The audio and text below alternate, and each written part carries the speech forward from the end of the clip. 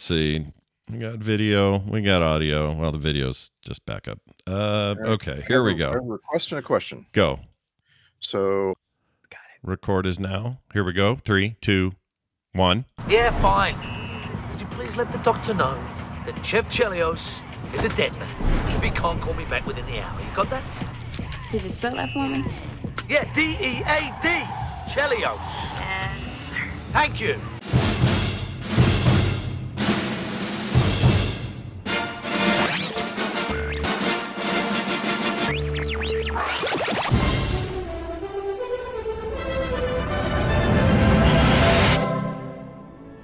What's up, corpse? This is Film Sack.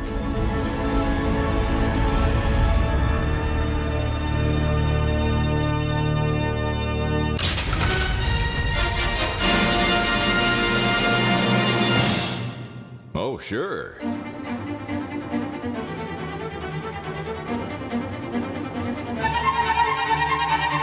Greetings and hello and welcome to Film Sack. This is Film Sack episode 654, mining the very depths of film entertainment for all mankind. My name is Scott Johnson, joined today by Brian. Keanu Reeves should be driving this Jason Statham bus done away. No speed reference. Oh, hi. This week on Film Sack, we yell at our Uber taxi driver HBO Max to crank it up before we die from a deadly dose of this action thriller from 2006 starring our favorite martial arts actor from merry old England named Jason Statham.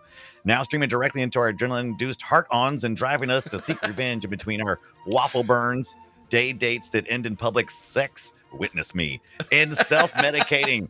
Red Bull gives you wings. Maybe not. I'm fine. I'm sure I'm fine. There's a sequel after all. Anywho, if you ever find yourself working as a hitman for a racially segregated crime organization, it's probably best not to trust the big city roof boss who keeps his girls in gerbil balls in the hot heat. Because if he'll do that to them, probably have no problem disposing of you or using anyone close proximity as grenade absorber. Thanks, boss. Randy, I'm looking for something that starts with E. Oh, yeah. Eject. Oh my gosh, that was a good one. You made me choke. Nicely done, as always. Also with us today, Randy. His calling card is a DVD-ROM with FU written on it in permanent black marker. Jordan. aloha, Scott, Brian. And thank you for coming to this introduction to being a criminal killer. This is the first of 4 classes you'll take to complete this course. The other 3 take place in a car, in and on top of a train, and of course, inside a confession booth in a Catholic church. We all know, right? There no surprises. Okay, but before we get ahead of ourselves, I'm here to teach you the basics, right? This is the first course, the first class of the course. And I'm here to teach you the basics. So, there are 3 rules. Number 1, operate during the daytime. I guess it doesn't matter if hundreds of bystanders see you and your image is captured on every camera in the city. I mean, it just doesn't matter. Number 2, use your real name. That's right. Make sure that everyone knows your first and last name. Oh, and don't forget to literally put your girlfriend's real name on a label maker sticker on the outside of her residence. Don't you say make it make sense to me. I'm telling you to do this, so it must make sense. Number 3, just don't tell people you're an assassin. You know what? Tell them you're a video game designer. They'll believe you. And they'll send you death threats on social media ever since Gamergate, which is perfect for you because you're an assassin. See, every time you get a real life kill, you can say a cool catchphrase like, "Game over, man." Yeah. Nicely done. I'm sure we'll hear from none of those Gamergate people. It'll all be fine. No. Let's swing it on over to Brian. That one time he snorted all the nasal spray Ibit. Oh, so good. Thank you, Chester Bennington, for letting me know about that.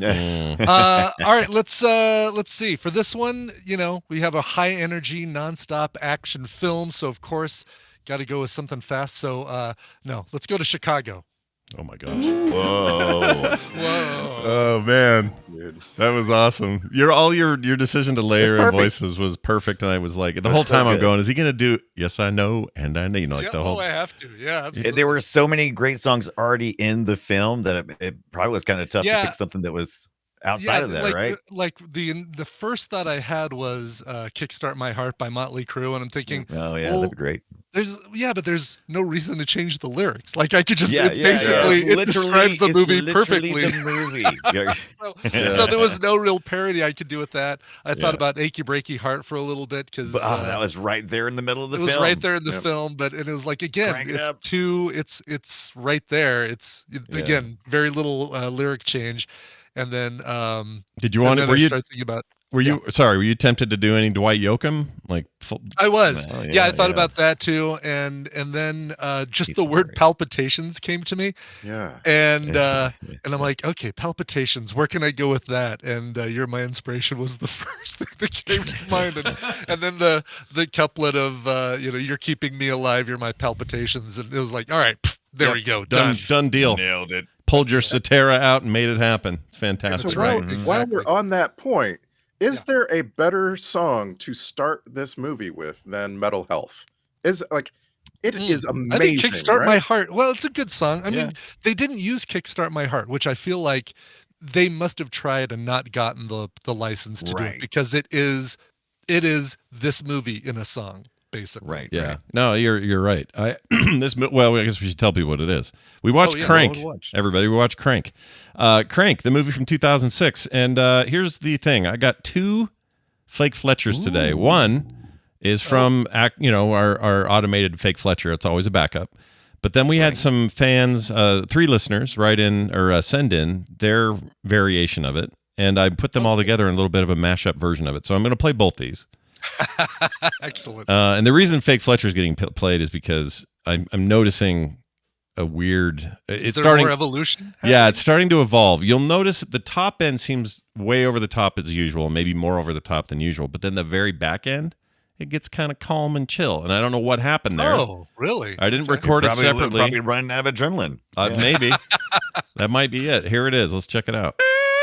Crank! Professional assassin Chev Chelios learns his rival has injected him with a poison that will kill him if his heart rate drops. Chinatown loves public displays of sexual intercourse. See what I mean? It's like That's like a Brian intro going from really up high and then just dropping right down here, yeah, talking yeah. normal, not a problem. really weird. Anyway, so Love then it. this came in from Claire, Dodo, and Monica. I want to thank the 3 of them Oh, for making this little combo Nice. here. So enjoy. Aw. Professional assassin Chev Chelios. Professional assassin Chev Chelios Professional assassin Chev Chelios learns his rival has injected him. with a poison that'll kill him if his heart rate drops. That will kill him if his heart rate drops under 50 miles an hour.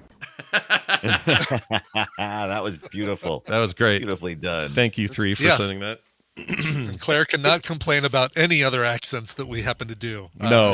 Anytime, ever. No, definitely not. Although that sounded like maybe there was some drinking involved. I don't know what that Well, it was. sounded like there was maybe part of a bran muffin in her mouth Yeah. while she was recording. It could But be also apparently not an easy name A to say. jawbreaker. The characters in the movie spend the whole movie very carefully pronouncing Chev Chelios. They're like, they really overpronounce it to make sure that you get like, what? Why did we give him this name? Yeah, If that it's name so- It is does feel really like it weird. was a decision, like a decision made early on to say, "Oh, we're going to make him Chev Chelios," and probably other people in the cast said, "Really, screenwriter, how do we feel about this name? Oh no, it's staying Chev Chelios. I love the name. We're staying with that." Yeah, and Okay. everyone else got names like Eve and Carlito and Verona and Orlando and Dr. Miles. Like they're lots of- easy lots of- names. Clear vowels and clear consonants. Yeah. It's Yeah. not even like a funny joke, like a side joke that his name is Chev Chelios, unless Chelios is some Spanish word for adrenaline or something that we don't know. Yeah, does that yeah, mean something? Maybe just- it means something, and I don't know. I have no idea. It's just they were hoping. So our filmmakers are Neville Dean and Taylor, like these 2 guys who were pretty young. This is their first movie. They wrote and directed it, right? And the story of them making the movie is that each of them took a camera and they made the movie. Mhm. They just the Great. 2 of them side by side, each with a camera, so you get 2 different angles on every shot, Yeah. and they made a movie. One close And- up, one.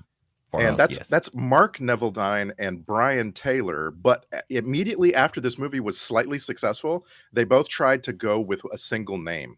So they tried to market themselves as being named Neveldine and Taylor. Mm. Okay. And Neveldine, you might get away with, but I'm sorry, you can't go by the Taylor. single name Taylor. Yeah, That's just yeah, not we possible. already have a Taylor that is perfectly capable of going by a single name, and you're not her. Sorry. No, you're definitely not her. We're not calling you Tay Tay anytime soon. This dude is so there is really interesting. Brian or Randy mentioned it, but their first movie is Crank, and then Crank High Voltage in 2009 is their second film, so 3 years later. That same year they released Gamer. He writes and directs Gamer. That's a terrible movie. Did we do that, or we should if we didn't? We thought we did. Did we not do that one? No. I thought I we don't did think that we've one. done that one. All I think right. we've then- talked about doing I'll that take your word for it. It's Gamma 3er, right? Is that the one we're talking about? Yes. Oh wait, did they Yes, put Gamma it? 3er. Wait, did Well, they? what did we watch? Hold on. No, that was it's like just that? Gamer. It's just Gamer. It's Gerard Butler in Gamer. Yeah, because Gam 3er okay. would be Gamer 3. I don't think there was ever a 2 or a 3. As far as I know. You never. I mean, they don't have to do that for like that wasn't the seventh sequel to 7 where they put 7 in the 10. Yeah, good point. Right? That's There's no freaking hate that. rules for that. freaking hate that. But anyway, he goes and does that Ghost Rider sequel, Spirit of Vengeance, which I do think we saw. I thought was pretty good. I Did thought we see it? that one was pretty good. Anyway, he hasn't had a lot of luck since. His screenwriting kind of came to an abrupt halt in 2010 with the film Jonah Hex. He wrote the screenplay, and that movie tanked. So we don't hear much from them anymore. I You're think saying they're he, but it was both of them. Both of them made So those they- movies. They made them together. Yeah. They kind of like they thought they had a winning deal, right? Like this movie is very clearly, successful. I'm not sure that's the right word, but it like It has was a- it's has in the a- zeitgeist, right? People are aware of it and like it to an extent. Go ahead. sure. it's also stuck in 2006. Yeah. It has aged a lot since then. The other guy, who's the other guy? I forgot his name. Brian Taylor. He's busier. He's done two TV shows. He did one in 2020, Brave New World. I don't remember what that was. He developed it and created it. Not the Star Trek thing. So Brave New World. Or was that No, it wasn't Star Trek. It was just Brave New Everyone World? belongs to everyone Were they else. not aware of the Star Trek connection? Utopia, whose perfection hinges upon control of monogamy and privacy. Members of the collective begin to question the rules. It stars Han Solo, right? Yeah, the Han Solo guy. Ehrenreich. Aiden Ehrenreich or however. Jessica Brown Finley and Harold Floyd. That thing's well regarded. It's got a good review. And then Happy. I didn't ever see Happy, but that was the Christopher Maloney thing. Okay. He did that as well. So he seems to be having some moments here, and the other guy's just kind of dragging. I don't know what's going on there, but anyway, the movie is memorable. This thing. Yeah. I remember for all the wrong reasons. I don't know. I there's an idea here, right? It is Speed, but just a man. That's the idea. The idea, the difference to me is Speed. I kept wanting to watch. This is a great idea for a 30-minute short film. It's good about for 30 minutes for me, and then after that, I'm like, oh, just die already. It is relatively short, and right. I liked Even it then, for that seems long. Yeah.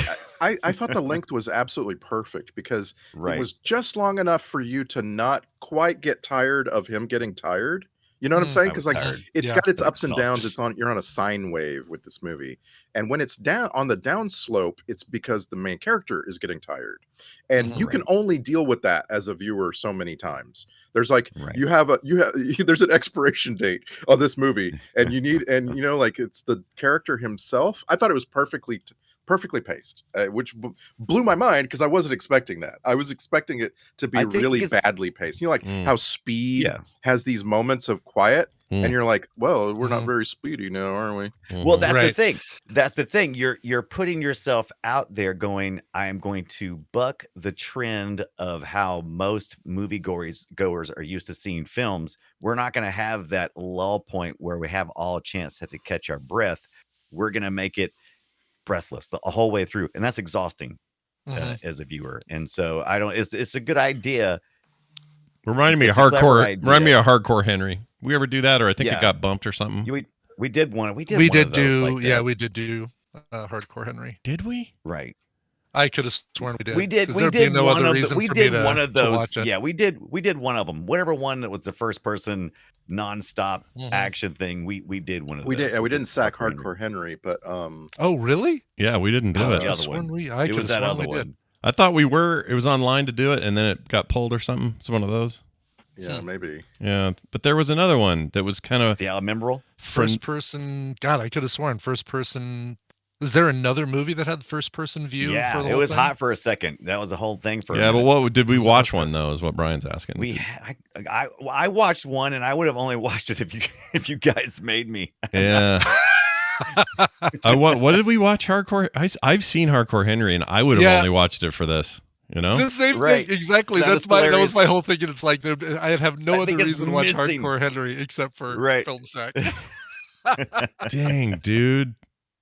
I gotta figure. Look, I don't hate Crank as much as I'm coming off. I sound like a crank. I don't hate it as much as I'm coming off. But I will say that I didn't want to watch it again because I remember thinking, well, that was fun, but I don't want to do that again. The last time I watched it. The two big issues I have with it is that it's almost too stylized for its own good. It's distractingly stylized, and you look at things Right. like Scott Pilgrim or Run Lola Run, and those I feel do way better with the weird split screen stuff and the words that appear on screen and side views and things like that. This one is just, it's almost unnecessarily overdone. There's so many times in this movie where one of the directors heads down the street and the other one stands behind Jason Statham and says, okay, now run. And so you have a guy standing still, but still holding a camera in his hand. And you have another guy running with a camera. Yeah. And you go back and forth between the two. And it's like, this is how, this is how it feels to be drugged. You know, like and so like, that's great, but it doesn't feel good. Yeah, you it's know? exhausting. And I mean, and it's a movie probably that's supposed to make you feel exhausted and energized and that sort of thing. The other big issue I have with this, and I try to think of other examples of this thing, but it's where, all right, one guy is potentially going to die, but in the process of trying to save himself, he causes so much mayhem and destruction and deaths And they around laugh about him it. to stay alive. Yeah. Dude, And they where make it's like- and they poke fun of it throughout the whole movie, which I love. It shows you, because it's really hard to pull for his character, but it they is. managed to at least have you kind of a little bit kind of going, yeah, okay. Well, and I'm not talking about the mob guys or the the bad guys that he kills. I'm talking about the collateral damage of an entire mall, the death and mayhem. Who knows how many people were in that car that he bounces off of at the end, but they're dead. They're completely, he should have been dead too, but they're definitely dead. It's nearly the get ready to root for the bad guy, but it's not. And I spent the whole movie going, why isn't it a get ready to root for the bad guy situation? And I couldn't ever put my finger on it because you like this character, right? And that's all Jason Statham. He's just charming. Yes. He's a very charming guy. And so even as you find out he's an assassin, he kills people. He's not a good man. This is like prequel to Breaking Bad. I don't know what it is, but like he makes you laugh, I think, at his misfortune. He never stops and feels pity for himself. He just keeps on going. Yeah. What's got Scott's attention right now? You guys, I'm listening to you. Oh, okay. You know all what? right. What had my attention when you said Breaking Bad, Randy? Because I couldn't help but to think the whole time I was watching this, don't put a more interesting character and more interesting story in the middle of your story. Because I am all about the Doc Miles, Dwight Yoakam. I want the spin-off series. I want to watch that show. Better Call Breaking Doc. Bad, forget That's that. what I want. Exactly. Yeah, no, he was great. Dwight Yoakam's great. I just saw him in my rewatch of Sling Blade. He's great in that. Yeah. Well, and there's two such characters. There's the doctor and there's Pedro. Halo? Hey, Pedro is so interesting. Oh yeah. Oh my gosh. You guys recognized him, right? Randy's saying his name Yeah. obviously, but Pedro from Napoleon Dynamite is in Pedro this. from Kalo is the character name in the movie, but Efren Ramirez. He's fantastic. He's that's a very short little tiny role, but I like him a lot. Oh, it's such an interesting character because like the movie doesn't want you to fall in love with the side characters, so it makes them super super dumb. right? Yeah. Like even the doctor he's super super dumb. And like I couldn't help it. I couldn't help myself. Amy Smart, even playing super dumb, I'm very interested in this character. Yes, because she's just interesting. Yeah, Yeah, fun. Yeah. I have a permanent You crush hated on it? her, You hated so it? I don't have a lot of Oh, bad for stuff to sure. say about her. That was probably that was about the only time I really got too engaged was going, oh, okay. I would like to see more of him lying to her about being a game programmer, and trying to hide. The things I laughed at the most is when he was trying to get her out of there and she was dragging ass, and then somebody called and he has to run down to the street and kick the guy's ass and run back. That made me laugh. Right, and that was like a really great thing, but they missed an opportunity there. And these guys weren't thinking like about how we were going to look at this movie, 20 years ago. Right. But they missed an opportunity there to have the main character come clean to his girlfriend and get her on board. Instead, what happens in the movie is he tricks her into being on board. And so she doesn't know what the hell's going on, which is funny. It's fun and funny. But when she doesn't know what the hell's going on, you get to Brian Ibbott's second problem with the movie. If he had just gotten her on board in the apartment, right? Then you don't have to have this second huge problem. She wouldn't have shown up at the place where the mayhem kicked off, like the real mayhem. Exactly. She's great though. It sounds like we hated this movie, but we did. I didn't hate it. I love it. No, I didn't hate it. No, it's a lot of work. Was this a first watching for anybody besides? I've watched it. I'd seen it twice. A couple times for me. Yeah, okay. I've seen it twice. Once I've seen this and its sequel once, and then that's it. And the sequel, how does he survive that landing? I watched the very beginning of the sequel because I couldn't remember how it started. It's interesting. I won't give it away here, but it's not as good as. Just as crazy. Do they explain the survival? They do. It's kind of picked up. Let's just say Dwight Yoakam eventually makes it to him. Let's just say, well, let's put it this way: the movie picks up immediately after this one. They just go right into it. They recap. Yeah, and I don't think the second movie is nearly as. I like this good, even though I'm kind of with it, but it's like I don't hold this movie in some high regard or anything. But I think the second movie's worse than the first. Is it as stylized, like same? Maybe too much, maybe more in a bad way. Even more than this one. Yeah, wow, I kind of like it a little bit better. As far as just if you said, do you want to watch this one or do you want to watch the second one? Really? I don't know, man. That second one's got that freeze frame thing they do, and the audio gets all pausy and loud, and they do that way more in the second one, and it starts to grate on me. I think to continue on with the phone. I didn't watch all the way through, but I love the phone. The ringtone. That's that's so good. Oh, the voicemail message. See, that is the one thing that I did see in the trivia for this movie is the information about the voicemail that he leaves for. Amy Smart as he's falling terminal velocity through the sky. Yeah. Oh, yeah. You have a little time when you're falling. Like that helicopter climbs to 50,000 feet. You have time. You have some time, but you don't have so any freaking loud. Exactly, and that is the joke that they make in the next movie is that he says, "Did you get my message?" and they play the answering machine message, and it's basically. Yeah. At least from the description. So here's the question: is there any chance of us watching Crank 2 here, or should I just find it and watch it while I'm still interested? I want to vote yes. I would vote yes. Put that out there. I would vote yes. Yeah. Okay. All right. Yeah. I watched this. Like I say, I don't think it's as good as the first one, but I think it's a great film sack run. We should. I need to take a breath. I don't want to do it right away. I don't think I can watch these back to back. But if you give me a few weeks, I would really like to sack this. Yeah, let's do it. We'll get 2 on. 2's out right there next to it. It's immediately was recommended on Max as soon as I ended this. So they got it. I don't know how long they'll have it, but keep our eye on it. But Crank if this is your favorite movie, Crank, I understand it has a very particular flavor. And I could totally see somebody loving the shit out of this movie and watching it over and over again. Oh, some people love it, I'm sure. For me. Yeah, I can't. It's not the kind of thing I can rewatch a lot. I'm trying to think of what's a Statham movie I could watch all the time, and I think the answer is Transporter. Probably, it's just no, I can't do Transporter. Oh, really? I love watching that film. Transporter for me would be that would be. I like it, but I can't. As silly as parts of it are, Beekeeper that just came out earlier this year. Now I think it just hit streaming, so.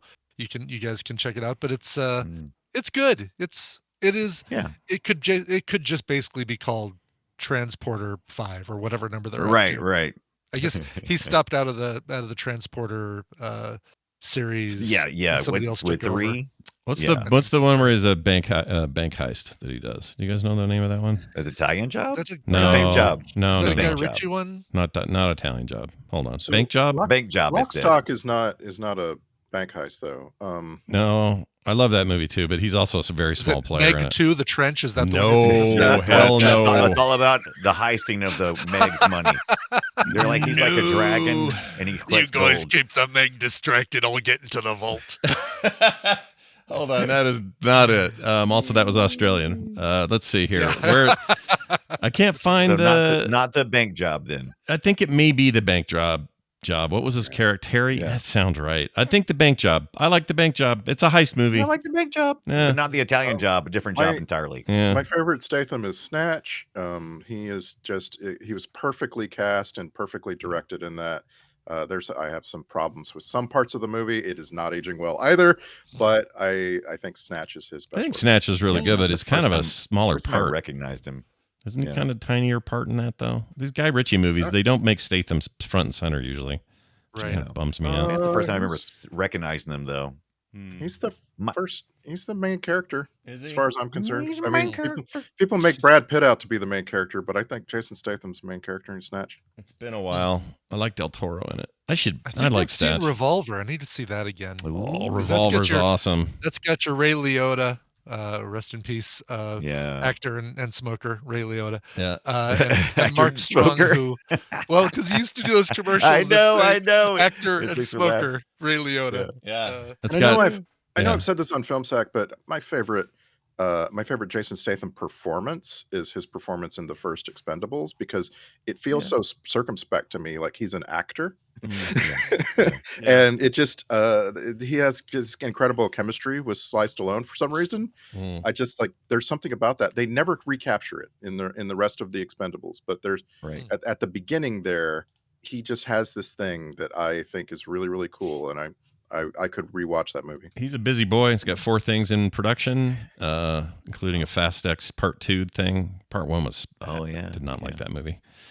What But did Neville Dean and Taylor want to do with the hand gore in this film? What was up with that? Do they have like a hand gore thing? Is that something they do often? they're into it. They like the hand gore, man. Yeah. Like shoot off some fingers, chop an entire hand off. Yeah, they were into it. I also like the grenade protection you get from one of your thugs. You just lay on top of Thanks, them. boss.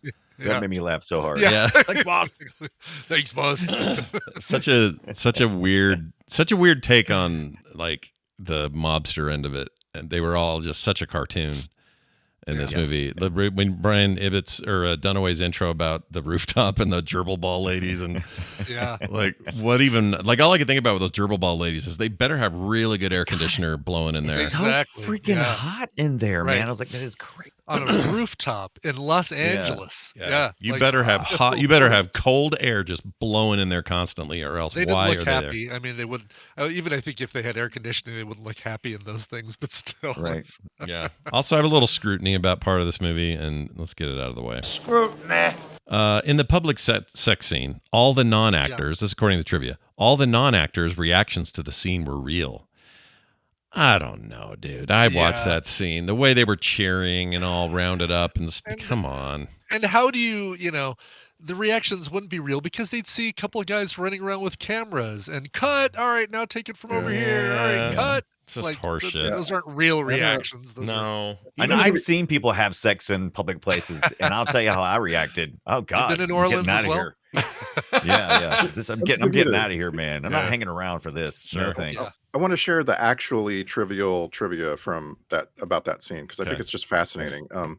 In a 2014 interview, a body double actress named Laura Grady talked about she doubled for Amy Smart in that scene. She said, "My most fun moment on set was Crank. Jason Statham made me feel so comfortable. I can't remember exactly what he said, but I remember telling my husband later something so charming like, 'Don't worry about it. I got you, love.' He didn't make me feel stupid or naked, and I had to be completely topless. And it was this crazy scene outside with all these background actors. And I was like, this is not a bad day. I'm taking my clothes off for Jason Statham. I'll be okay today." Wow. But the version we saw, I don't think she's like naked. I never saw any topless. There was like a brief. There's a boob brief pops out or something. Yeah, maybe exactly. I don't remember. Brief There's a wardrobe lot of malfunction boobs. when they rip the shoulder off. Yeah, There's a so lot if they of boobs in they this must have film. cut a bunch of that or didn't use Like it a or booby something. double. Yeah. A booby double. Double movie. That's so. The other thing I'm not going to do today is I'm not going to say Gross. what grossed me out. I will not do it because it is Okay. to me so foul that I am unable to share it on the air. I just can't do it. Interesting. Oh wow. That's how gross it is. So enjoy the rest of the show wondering what I found Trying disgusting. to figure that out. Because it really Did it have to do with Kalo's character? I'm telling you, it had to do with this movie and people in it. That's all I'm telling you. Yeah. That's all you're gonna All right, say. there's Like a lot you of can't even sweat. give us a little hint. Oh gosh! All right, let's say it's multi-stage. All right. Let's say it had a beginning, and it Right. had a ending, A middle and it and had end. it had me the whole time going, "Oh my gosh." I can't Right. even. If the more I talk, I'm going to give it away. It makes me. All right, Right, you know what? right. I'm going to do it. Let's just do it. Here you go. I'll just say it. Is Rip Dwight off the Yoakam's Band-Aid. character doing this? What? Go ahead. No, none of that. So here's what it is. All right. Jason Statham wakes up from that bed after being hit with a bat, and now he's got this Yeah. injection in him, and now he Yeah. spends 20 plus minutes running everywhere, getting in a Right. brawl, getting in Ball all this sweat. mess. He is a stinky, sweaty, disgusting human being at this point.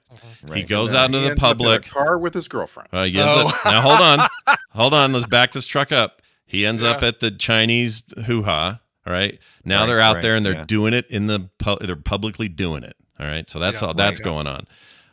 There's no great result there, if you know what I'm saying. No Right, big finish. So they hop into the car later, and she decides she's going to help him stay nice and Excited. I got Right. you. She goes, Say no "Okay, so- more. I am caught up. Thank you. So Yeah. I actually I found that to be a really good example, and I wanted to talk about this.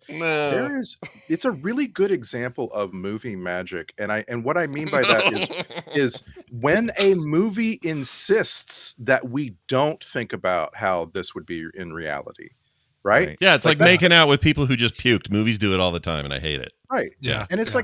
like that is what movie magic is all about. Movie magic is you're supposed to think of everyone as being physically clean.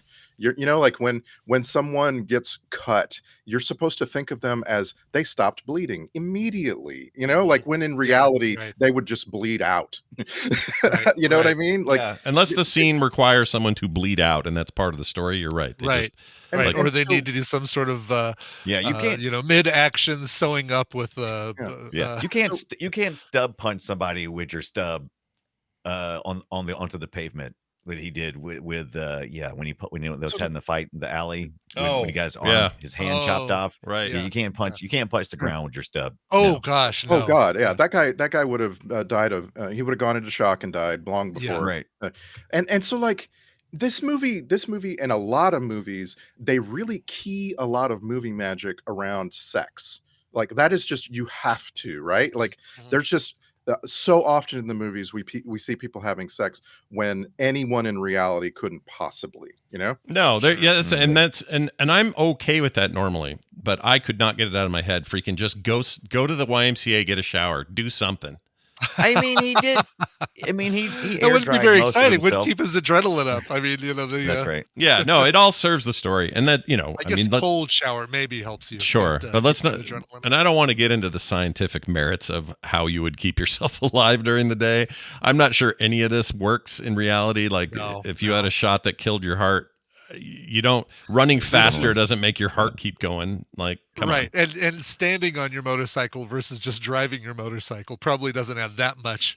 It just really gives the stuntman a fun little flip to do off Yeah. of the motorcycle. All the and do a stunts, bunch of that's tables. the ends to the means of doing all that. The actual stunts in this movie, that's what kept me watching, realizing the beauty and the creativeness of making this film was up there for me. But the actual trying to keep me engaged, I was like, oh, this is stupid. Mhm. Mhm. Yeah, Can he I die did. already? I did like when he was standing there, on that bike, and the Yeah. music they chose. That was what was that awesome. song? It was Everybody's Talking by Harry Nilsson. Perfect. Which I initially was like, oh, this is Easy Rider, and I'm like, oh no, there was a different song for Easy Rider. This was Midnight Cowboy with Hoffman and John Voight. Yep. Was the They play it on that. There's a Seinfeld episode where they're kind of making fun of the that whole thing. John Voight's car. Yeah, it's the one with, and they play this song at the end in the back of the bus with Right. Kramer and Jerry, I think. a play on the Mrs. Robinson Sounds of Silence. All that stuff, and it's I really like that. I also like the editing of the ground. You know, he's in a kind of a fugue state for a second, and the ground is flying by normally, but then it starts to wobble. And it really got me in a moment of like, oh shit, he's gonna just completely wipe. Like I kind of had that feeling you get when you watch a fail video and a guy racks his nuts on a bar or something like that. And you feel it, you just kind of like go, oh my gosh, that's how that scene made me feel. So I think props to that. That's not. I usually, stunts usually don't get me like that.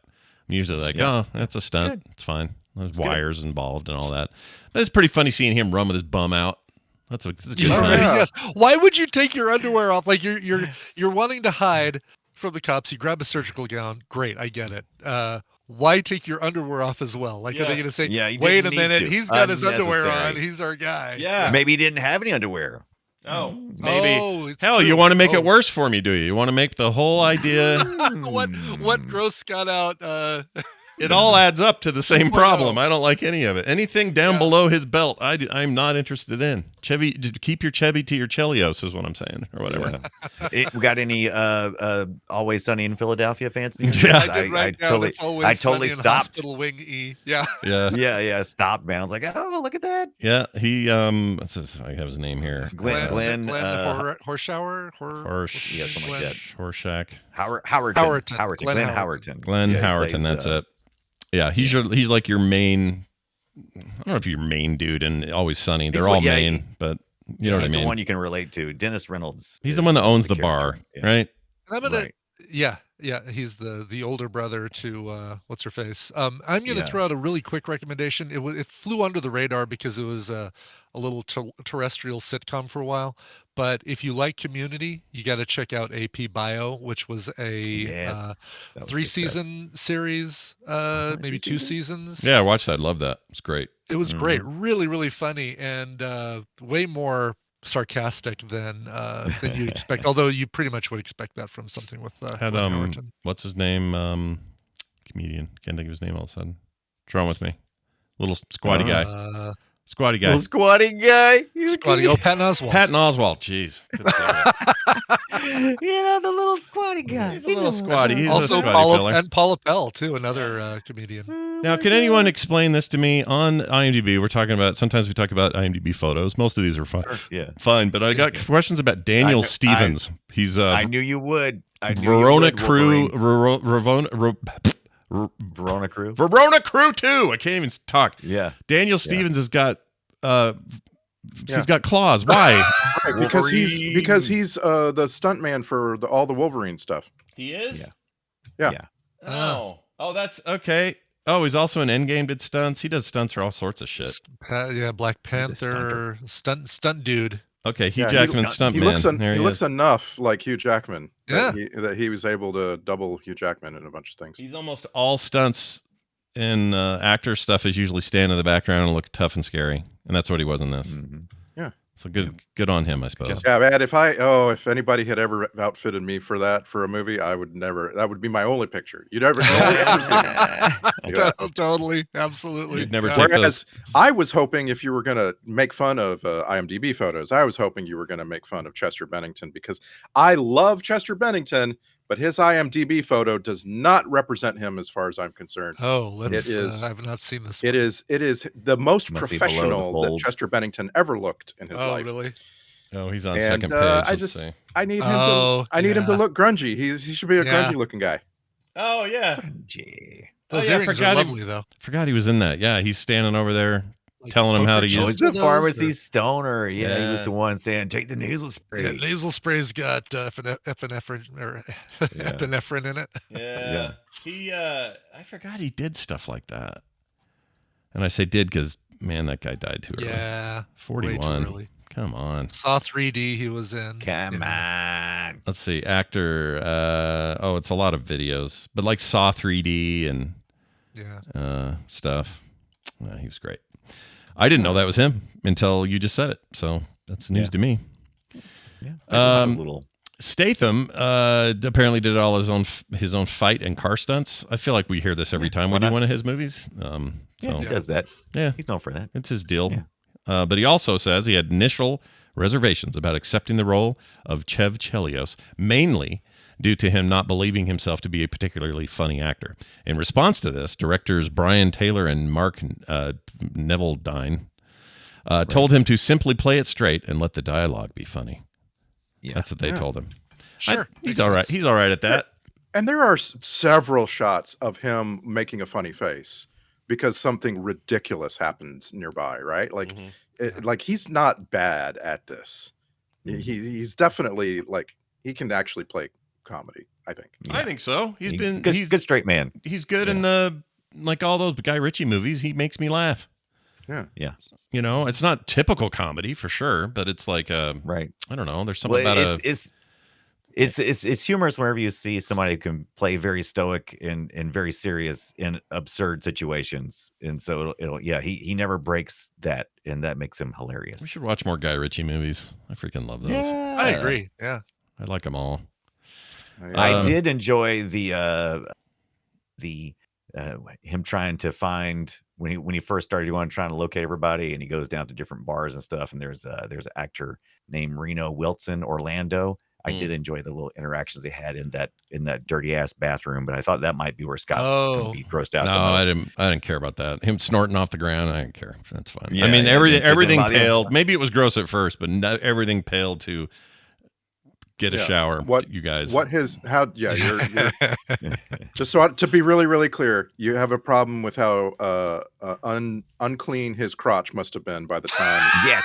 Okay. Yeah, no, thing's it's a swamp from the it's a South American swamp down there. Get out of there, swampland. Reno if Amy Wilson, was smart, she wouldn't have done that. That's right. Her last name should be Dumb. Amy Dumb. I'm so glad you brought up Reno Wilson because he has the unenviable task of doing these punch-up lines from off camera. Like he's standing in a sound booth, right? And he's recording like, oh my God, bro, you go down on the floor. Like he's having to do that, right? And he does it so well. It's so freaking funny. Mm-hmm. That whole scene's great. Yeah, it's you know what? This deserves scrutiny though. Scrutiny. There's this bit here that says that the Grand Theft Auto video game franchise is an influence behind the film. And it just says this with no reference to anything else, no way to confirm that. It's assumption by somebody else. There are two pieces of trivia that claim that, and it's such baseless. Yeah, it's so weird how they shoehorn that part. I think they wanted to be a bigger part of the story, and it ended up not being that because there's some pixel graphics at the very beginning that represents some kind of connection to the video game world. And as a matter of fact, this game goes on to be a mobile Java game. Shut up! That little really? That little post scene that happens after the credits, and he's running around doing the little pixel stuff. Yeah, there's a Java game based on that, and it's horrible. Really? It's trash. Oh my gosh! I just found it. It does exist. Yeah, it's very weird connection that never really gets explored, which I think might would have been good. They probably cut it due to trying to keep this movie moving along because it had to be. It does come after the big three. GTA 3 and Vice City and San Andreas all were out and well known by the time this movie comes along. Yeah, but it's still people like it's one thing if you say the director said in a DVD commentary or something like that. Okay. But when you just go GTA was an inspiration. It's like, no, dude. Well, I mean, none of this. He's on a rampage. He is, but none of it's GTA like. None of it. No, I mean, other than the idea that when you're in GTA, pretty much what it is. It's all about your rampage. You're on a crime spree essentially, and this is kind of what's going on here. But other than that, I can't imagine that it has too much connective tissue. But no, I think so. I don't know what has inspired these people. I think whoever wrote that is full of shit. Is what I'm going to say. Full of shit. Yeah, I think they're shiitake mushrooms is what they're full of. Yeah, they're full of it. Is this the only good use of "Achy Breaky Heart" in a film of all time? I think so. I hate that song, but man, I do too. My God, I heard that Trying to song rock so much out. in the. Would we in the, even in the have 90s. Miley Cyrus without "Achy Breaky Heart"? Would we ever even remember anything about? I don't Billy Ray know. Cyrus? I don't. I'm Has she not done a sure. cover of that? I haven't even heard that. That's news. Isn't that who did it? Isn't that his thing? Achy Breaky. Yeah, it was Right. Billy Ray Okay. Cyrus. Yeah, you said Yeah, Miley, That's though. how. That's how. Well, yeah, but how? You're how saying is would she- we even how have would Miley she- Ray Cyrus? Oh, without Billy is Ray that Cyrus? what you How mean? would she? Yeah, how would she be in that position Got to it. make it without having that influence? No. that I was get it based on now. that one-hit I wonder? see what you're Okay. saying. I thought you were saying, would we have Miley Cyrus without that song? And in my mind, I'm No. thinking, oh, she's not her song; it's her dad's song. But I know what you mean now. Would she have had the opportunities without his big hit? Right. Probably I not. feel Right. like I feel like the real paved the way people for Miley Cyrus were the Olsen twins. Like they just Well, I mean, were yeah. marketed to the ends of the earth, and Right. then whoever was it Disney who was Yeah, it? she went in the to Hannah Hannah Montana Montana mode. company. Mhm. Right. Yeah, like But they, wish you had that opportunity if. you Yeah, know, I don't know just that she talking would out have. loud. I don't Just think talking she'd out have loud. been in there either if she hadn't had her dad, who he was for sure. And that's Yeah. fine. Whatever. Everyone finds their way, however That's they find fine. it. But Yeah, I mean, she's put in so much work. I mean, that's the thing. What she has done just makes his contribution look like nothing. I mean, that's fine. There's nothing Mhm. wrong with that. Oh yeah, no, I'm just saying. she's eclipsed. She's made her own his- way. yeah, she's Yeah, eclipsed him. and I think for the better, right? Like I mean, I think she got all of his talent and then some. Yeah. no. Every once in a while, like she'll put out her music, and I'll go, it's all right. And then Yeah, she'll right. do a cover of something, and I'll go, dude, that is the Yeah. best version of there's Landslide I've talent, ever yeah. heard. Holy crap! There's Yeah. talent in that family. Even Billy Ray Cyrus, even his achy breaky heart, he's obviously a good manager. I mean, he obviously helped manage her career and get her where he. So there's all kinds of talent and skill in both sets. But I just always found it weird that was just it. You're It's so just all diplomatic. around- I know you sound like Breaky you part. sound like his people are going to come kill you if you don't say some nice things about him. Billy No, I don't Ray, wanna- I just- Billy Ray Cyrus apologist or something like that. Well, I don't want to downplay. Like it's like that, you know. It's like you see Name nepotism, and another Billy Ray Cyrus song. Yeah, that's what I'm saying. But I'm saying the opportunity, the song got him there so that he could take advantage of Sure. the opportunities. Yeah. I don't want to downplay Sure. the things he's done since then. yeah. I don't know anything about them. For all I know, he's a raging lunatic. either. For all I know, he's a super nice guy. I have no I'm idea. I'm Sure. assuming they're raging lunatics. You Yeah. know, he course. probably helped usher in the second wave of the mullet. So Yeah. there's that. That's true. Well, we have him to thank for that. That's Yeah. great, we're on the fourth wave right now. It's ridiculous. Yeah. dude. There are some teenagers in my neighborhood who have decided Yeah. that what we had in the '80s is exactly what they want. It Well, is- as long as you the gotta rat tail really doesn't have the come back. confidence to rock the mullet. Yeah. Yeah, I heard a kid say the other day that the only hairstyles are mullet and broccoli hair, whatever that is. What's yeah, broccoli we call it ice hair? cream cone hair here, but it's same exact thing. The sides are shaved. Oh, The sides and the back are shaved, but the top is like a big messy mop. So it either looks like a sprig of broccoli, which I really like, or like ice cream that just big So is glop the- of ice cream on top. yeah. Is the rat tail inevitable after the mullet? I mean, because you want to get the mullet cut off, but it's like not all the way. Is I it time mean, for a rat tail?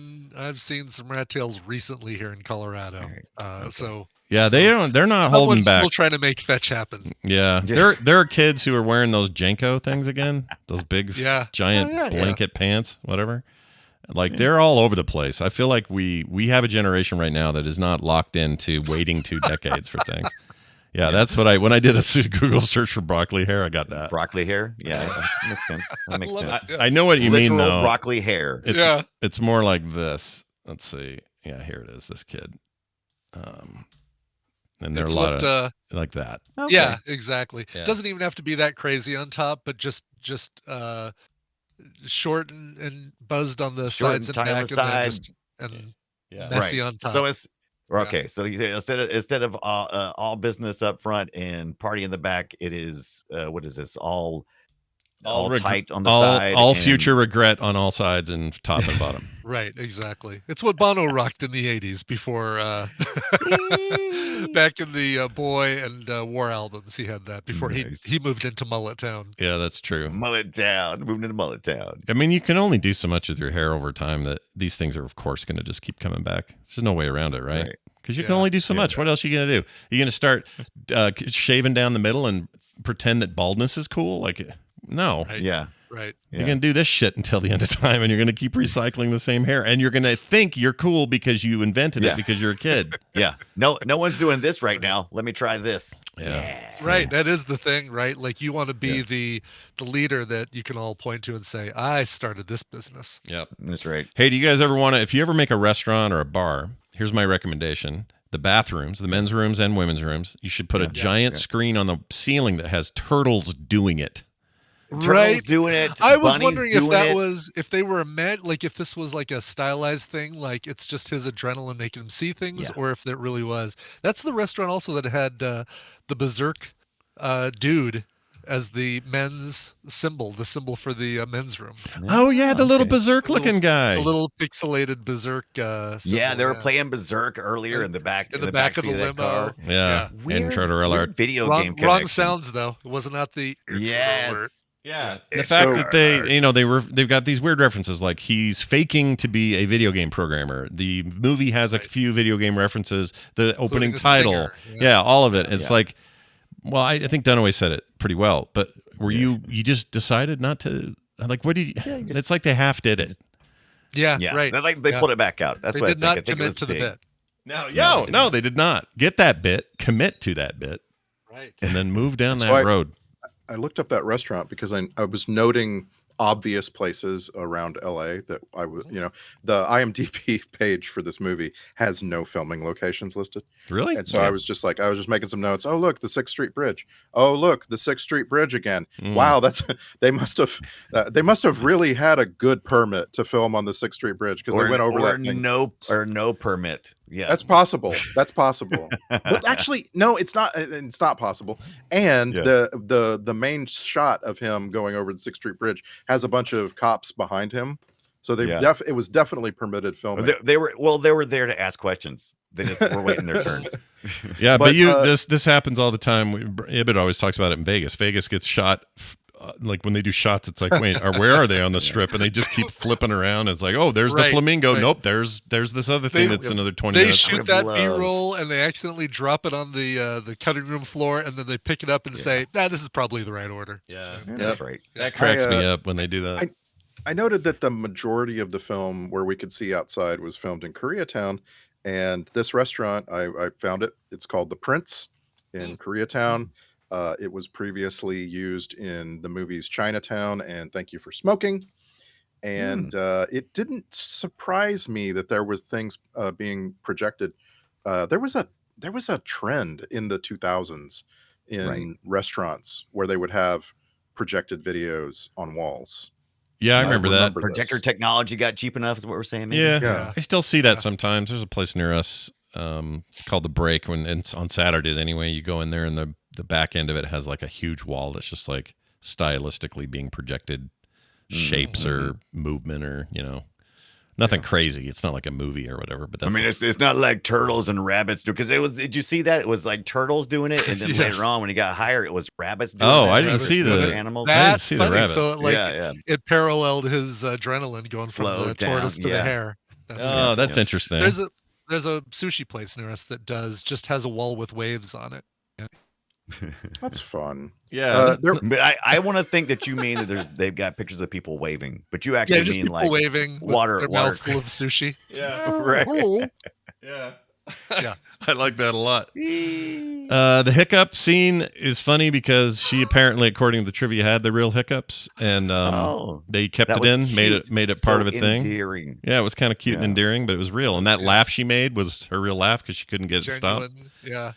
Yeah. Just keep rolling. We're burning our two cameras It worked out really Batteries here. well. Yeah. It worked out really well because he was taking such a serious take on what they had to deal with, and she was always aloof, and so it was just perfect when he was trying to have a serious conversation. That Yeah. of course, and he Yeah. even mentions it too. So And then it worked she out hiccups again at the end when he says something about, well. "You ready to go, run?" Or I can't remember what he said. And she does a final hiccup. And that was cute. It's funny. Yeah. Yeah. She was both sweet and really publicly slutty.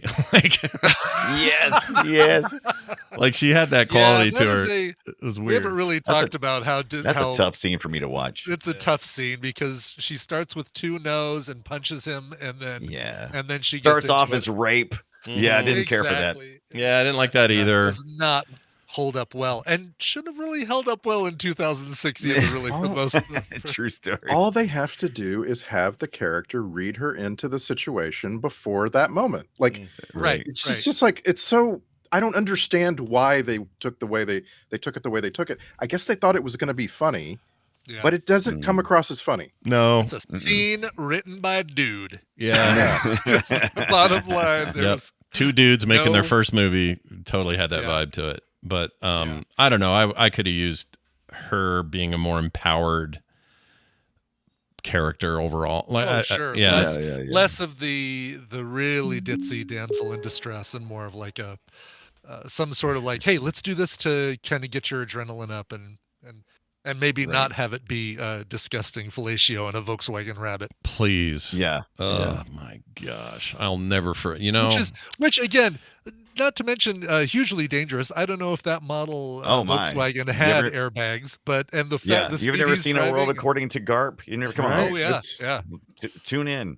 If you have seen The World According to Garp, anytime anyone ever gets head in a car, you're expecting a terrible tragedy. Don't let Robin Williams drive up behind you in the driveway while that's going on. No. Oh my gosh, no. Yeah, who was the guy? Was it Jeff Daniels? No, who was it that what got the chomping? Oh, I don't remember. The chumpy, not the chumper, because obviously his wife was the chumper. Yeah. Was it Jeff Daniels?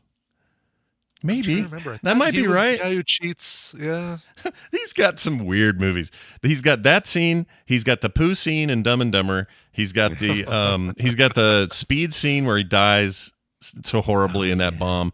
Like there was a while there where we were just saying to Jeff Daniels, "Dude, get in here and do the weirdest thing ever. Do something weird." Yeah. Oh yeah, was it not Jeff Daniels? I'm probably thinking of Terms of Endearment, which came out for me, or I saw them around the same time as each other, so I probably get a couple actors confused between the two, but that can happen. I don't know. Yeah, because I'm seeing. I mean, obviously, it was not Lithgow. No. I don't know who it was. Was it he's Mark listed as Soper, Dickless in the Michael credits, I think. Yeah, is that what I don't know what I need to look for in the cast list. I knew you were struggling. That's all good. What else? Oh, the Asian gang just standing there while everyone else. That seems like a poor tactic. That's bad tactic. Give us a trope alert, though. Oh my gosh. Yeah. The reveal. Whoops. There you go. I just love when everyone's so focused on one dude who's super coked up, and they all know it, and so they're all like, they're having fun with this one dude, and there's a whole freaking gang right behind him, and they don't see How do you even get up there? I love that so much. I'm giving you permission to use this trope as much as you want. It just tickles me. I sat up straight and smiled when they revealed that what's his name? Oh gosh, this movie has levels of bosses, right?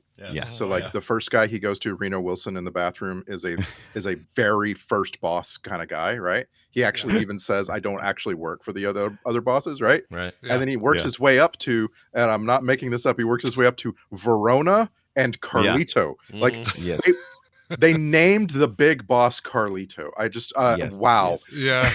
But like the idea that these guys are so freaking excited to have caught their man that they don't see the danger that's right in front of them. I can't, like a whole gang. Where'd they come from? Yeah, that was amazing. And I loved the scene of him pretending to shoot and their reactions to it, pretending to shoot with his finger gun and stuff, but he got into their head so much Then when it Right. actually happened, like, oh shit, he is magical. Oh my god, he's Yeah. he's inhuman. Yeah. That was pretty good. I always expected the gerbil girls way off in the corner to go. I know you wrote gerbil balls. I wrote they're stuck in Lego or legs pantyhose, transparent legs pantyhose eggs from the Oh, eggs, 80s. yeah, that's hilarious. My mom, dude, our house was awash in those things. They were Yeah, everywhere. Those are my favorite toys. What are you talking Mine about? too. Ooh. You could keep like 2 Star Wars figures and all their accessories in one of those. Yeah, Yes. those things. Oh my were god, if you don't know what we're everywhere. talking You could about, turn, just you could turn look it up. Spock into Mork from Ork. Yeah. You know, and have your Legs, eggs. Legs, eggs. Actually, I bet you could. I bet I could immediately find that. Yep. Yeah. Oh my gosh, they came. You guys, I have to share this. This is like I Yeah. just went back in time. I can smell the kitchen. Yeah. This is really weird. Okay, here it is. Look at this thing. Yeah. I say thing. It's things. There you go. And when we say legs, it's L with the the Like hyphenation that. egg. Eggs. Yeah. Like that makes Le you think eggs. pantyhose. Yeah. Oh, eggs. Yeah, my mom used to have those. Mom, are you, Yeah, this Mom, is you the. done with those? I want to play with the. They're the most eggs and mom. legs come They're in. the most mom things of all time. These things. Yeah. Yeah. Like everyone's mom in that era had. Oh, one of remember these. the silver one? I had one of the silver ones. Oh yeah, the silver ones too. Yeah. I had the brown ones. Crazy. The brown ones were really ugly. Brown. Yeah. Yeah, because legs came out with sheer energy, and those were Oh those were my the god. silver ones. Yeah. Sheer energy. I wish that was that song. Sheer energy. Doom, doom, doom. Yeah. Kind of makes you think information society, right? Yeah, a I little wish bit. Spock was saying that. It's sheer energy. Like Yeah. like that one with the Oh, actual gross. hose I around don't it. like. Yeah. I don't like the hose. I've seen so many of those on the floor. I would Seen wear those. I would wear those on my head I'm not surprised. because you it's do. a panty on your head. Well, it was usually we'd cut them, right? They were old ones she didn't want anymore. Right. So you cut the leg and then you'd wear it like and we thought it looked cool, like people robbing banks and stuff. Hey, look.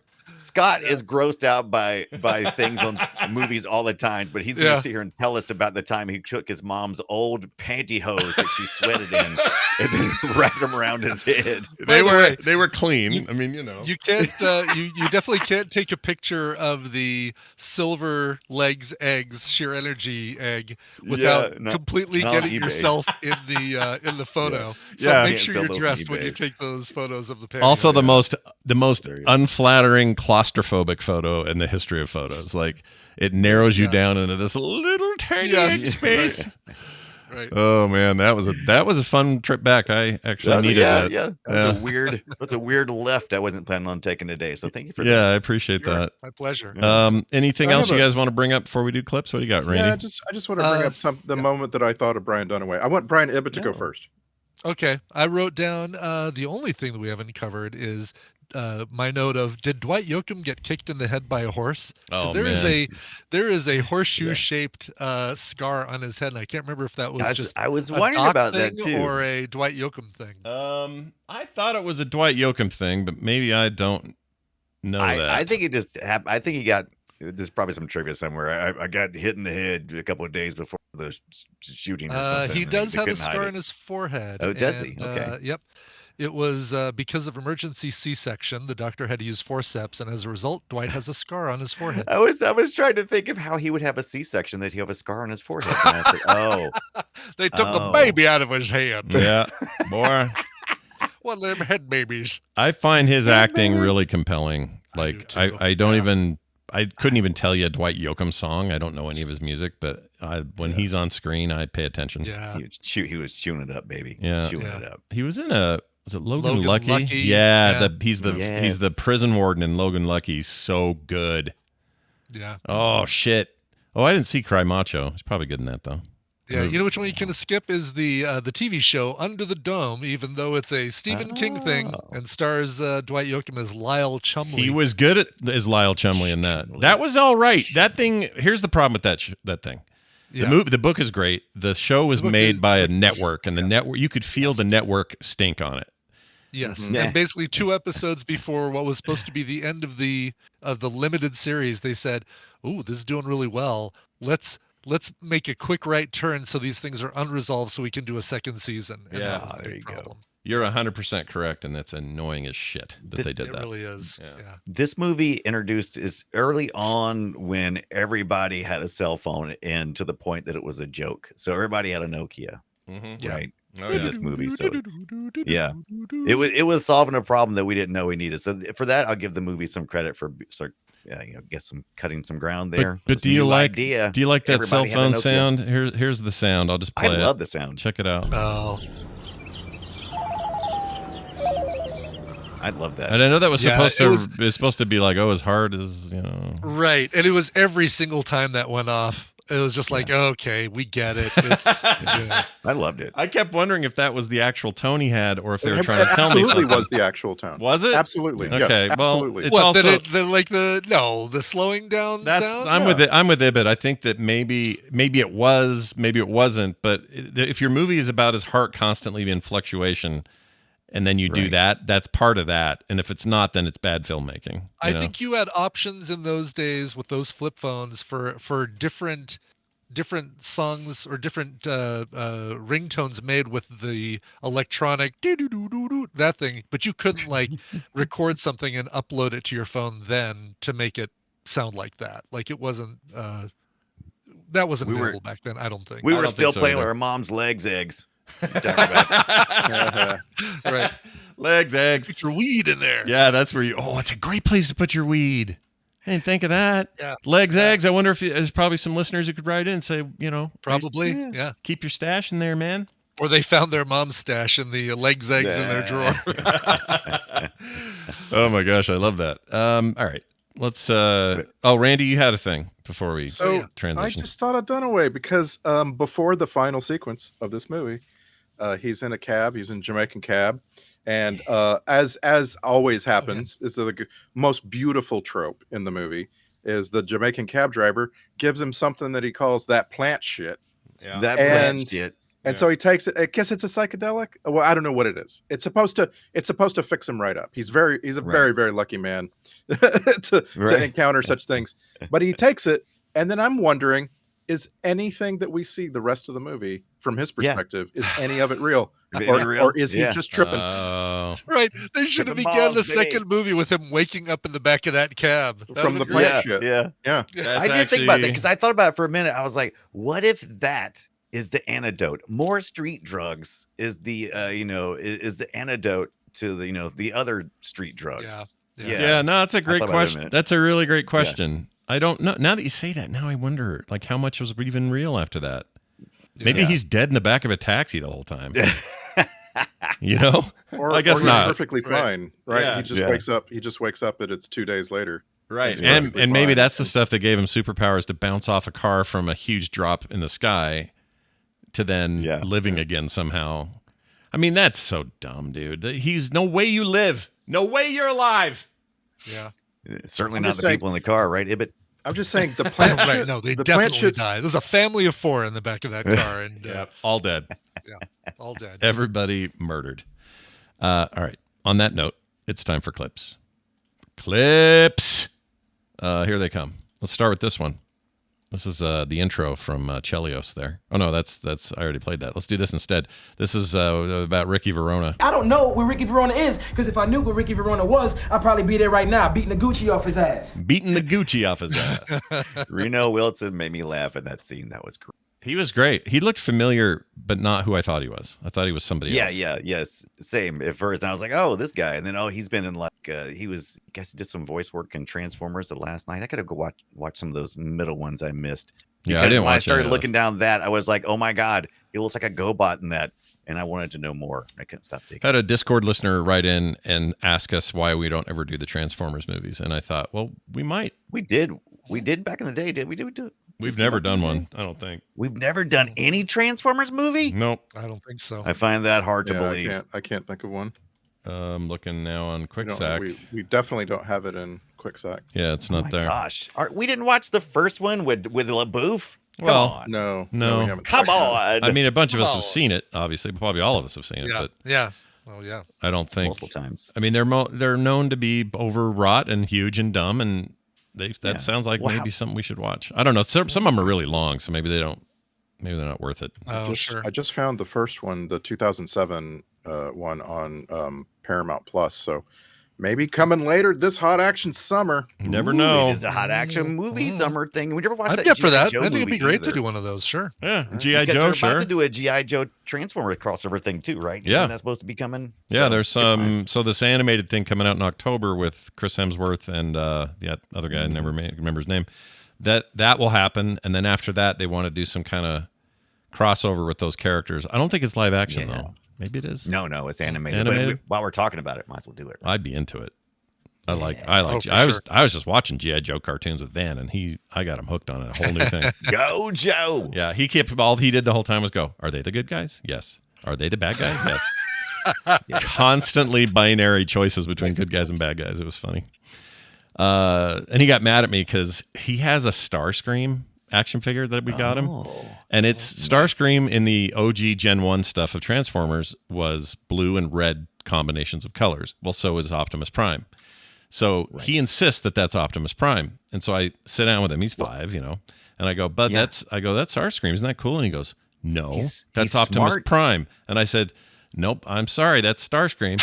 No, that's Optimus He's Prime. smart because that has been a running line for a real long time. Like Starscream kind of flip-flopping back and forth, kind of wanting to be in control. He's always the one that has that identity crisis. So that's interesting. Yeah, but I don't think that's what he's saying. I think what he's saying is the colors. I know it's the colors, but he's observant. And it's not just the colors. He wants to only like the good guys. That's his thing. Yeah. And so when I tell him a bad guy is in his hand right now, he is not having He throws it across the room.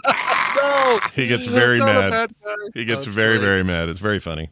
I really try not to milk it, but I kind of attempted to. Yeah. Oh, how can you not? Yeah. Here's a funny lady at the hospital. Here you go. Looking for something that starts with E. England? Funny. No. Oh my god. I liked her. Yeah, that did come out of nowhere. I had forgotten again, even since I watched it last night. I had forgotten that she said that. Yeah, it was all right. It's very funny. Here's a juice me bit. Juice me. Juice? Juice me. Yeah. Juice. Juice me. Some juice. Something about peeing. That's what Amy Smart tried to do in the Volkswagen. Sorry, couldn't resist. Wash your fruit. Wash your fruit. in this metaphor. All right. Yeah. Here's Dwight Yoakam doing what he does best. Your urinary sphincter's as tight as a knot right now. You couldn't piss to save your life. Love him, dude. I love that part. Yeah. All right, let's get to it. Yeah. If you can only have one singer to cast in your movie, do you take Dwight Yoakam from Crank or do you take Tom Petty from The Postman? Oh shit. Crank me up. Probably what Yoakam. I liked Tom Petty and the things he acted in, but I always felt like I was just listening to Tom Petty. Yeah. Dwight Yoakam feels like the characters he plays more. I think he's a better actor, so I would take Dwight Yoakam, not just because he's alive and the other one isn't, but like he's something about him. I don't know. I can't. Put If my we're finger on talking it. about movies I've seen, then Dwight Yoakam and Crank. Oh, we got. When are we doing? Still haven't seen it because I'm waiting for. We're going to sack it at some point when Brian can afford the 2.5 hours to watch it. I think is the 4 hours or something. I told you I could do more time. I just need to know ahead of time so that I can plan. Like how far ahead? Week ahead? Month ahead? Well, a week ahead. Yeah, as long as I know at the beginning of the movie, as I check on Mondays, then I can schedule as I go along. Yeah. But if I don't, then we're screwed. Okay. Fair enough. Right. By the way, if I wait until Thursday night, which I've done in the past, and go, oh shit, I've just realized I got to watch a 3-hour movie. I've got to tell somebody to go. And you are correct on the time. You were. It was closer actually. It's 2 hours 57 minutes, almost 3. I was thinking it was there. Maybe it was a 4-hour cut or something, some director's cut or something. Yeah, I wouldn't want to see that. I wouldn't want to see that. But nobody got time for that. No, but I do like that movie. I'm a rare. I got all the breed on time this. in the world for it, as we talked about last summer when we were talking about what is guilty pleasures, underrated movies. That's it, man. Mm-hmm. I just think Costner's method is underrated, and a lot of people don't like it. Like this new movie of his that he put all his own money in. It's the reviews are not amazing. But they're good enough for me. They look like what I like. So Horizon American Saga Chapter 1, I'm going to see you when you come out, boy. I'm going to see you. I will see you. I'm going to see you as soon as I can, son. All right. I just love the other people in the movie. Like it is packed with actors that I love. Oh, Will Patton, dude. Freaking that guy does no wrong. I love him so much. I could go on. Like, there's a dozen people in this movie that I like. Nobody told me. So I think multiple people on this podcast, especially Ibit, had recommended me to watch Outer Range. Right, it's totally up my alley. Oh yeah. Open absolutely. Range. Outer, and I didn't. Outer and Range. I didn't. The TV show on Prime. Not the animation. Yeah, animation. What the hell's that? What? What? Open Range. No, Yeah. Open Range is a live action Texas or Western. Is what Yes, I Randy's know. talking about. There's nothing animated about that. Outer Range is But also there's not also animated. Open on the Range, which is animated. Oh, Home on the Range. well, I'm glad you brought that one up. Go ahead. So I'm watching Outer Range. Nobody told me Will Patton was in that shit. I love him. Oh, I was wondering where you're going. I was like, Kevin Costner isn't in Outer Range. No. Okay, Will Patton. Will Patton. He's Got it. great. Oh, he was good in Silo. Is that short comedian that you were talking about? No, that's Will. That's Patton Oswalt. Dumpy guy or whatever. Yeah. DumpyJunior.com. Right. All right, here's one about making video games and lying about it. You know, I told you I was a video game programmer. Yeah. Well, that was a lie. It was a lie. It was a lie. I can only talk down here. Tastes like something. Tastes like ass. Yeah, you think that does. Wait until later. Yeah, something in I don't know what this is. Whoops. You're in such shit shape, it's stunning. No. Stunning. I want a doctor that gives it to me that straight. I'm telling you, man, that is a much more interesting story. Give me that story. I want Dr. Miles spinoff. Can we get that? All about it. Yeah. Oh my gosh, him doing like mobster work and give prescriptions to the wrong people and all that. Like a story about him would be amazing. Love it. Oh, what a great spinoff. His I guess what is she? His answering service. She at one point in time says, but I'm pretty sure it's his girlfriend. Oh yeah, or Chocolate some Valerie Ray Miller. Yeah. Plus, weren't they having like an orgy back there or something at the same time? Or yeah, he had two girls. No, giving that was him a he massage. was actually in Vegas, somewhere else. He was in Vegas getting okay, a topless rub. Those two ladies. While she was back home going to the store buying $257 worth of something. I forget what it was, but it was something. Yeah, that'd be something good. You remember the price? My gosh, you'd be great on that. Something like that. We should get you Price on. is Right. Yeah, Price is Yeah. Right. Jeez. Yodel-odel-ay-hee-hoo. All right. What? Something. What is this? What's up, corpse? Oh, we used that at the beginning. What's up, corpse? yeah. Corpse. What's up, corpse? All right. Here's a little penis joke. Don't pop a blood vessel, you little penis. I feel like him saying that is unusual. I don't feel like he says that. I love the back and forth between those two. Yeah, they were pretty great. That's good. I loved that the whole movie was peppered with them getting on the phone and calling each other names. You may notice that my clips are very random. B, there aren't many of them. This is all because this movie is one of the sweariest things we watched. Oh yeah. So if we haven't made it clear, this movie's not for kids. So anyone at home who's like, I'm going to watch this with my 10-year-old, maybe don't do that. So yeah, was it the street sex that was too far? Is that the part that I think all of it. I think just the tone of it, the constant swears and F-bombs, the drugs, the prostitution, the violence, multiple filleting of each other, like all this stuff. The naked girls that hang out by your pool when you're rich. I would like to know more about that. Yeah, how do I get that rich? Yeah. How do I get gerbil ball, hamster ball girls? What is it? Yeah. What's that kind of money? I want hamster ball money. Finally, I just liked this technique. So one of the hamster ball girls was screaming at one point, and they parlayed her scream into a siren sound, and I thought it was cool. yeah. So I'm just play it. Here you go.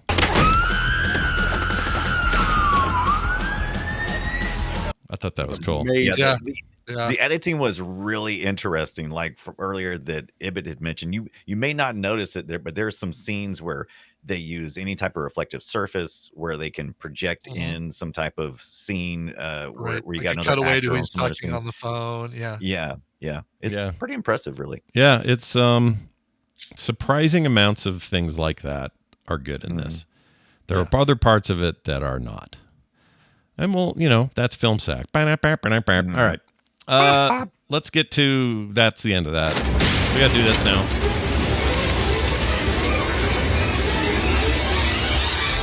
It is the Film Sack checklist. I didn't know they made entire movies for crack addicts to watch. Check.